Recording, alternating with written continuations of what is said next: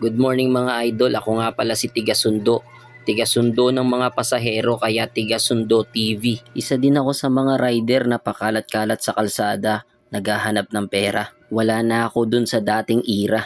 Andito na ako sa tinatawag nilang realidad. Yung tipong di na pwede yung tulog-tulog, tambay-tambay.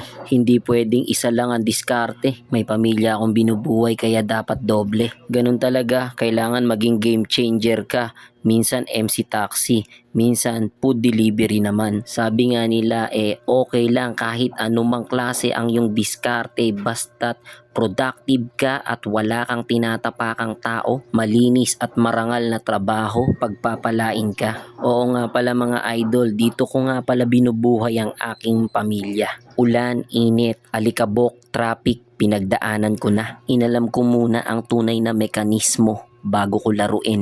Ilang taon na rin ako dito sa larangan na to. Marami nang nangyari, marami nang nagbago. Yung mga nakasabayan ko at mga nakasalubong ko, marami rin pala akong natutunan kahit yung mga pangit na payo. Pero tama nga sila, nakadepende pa rin yan sa tao.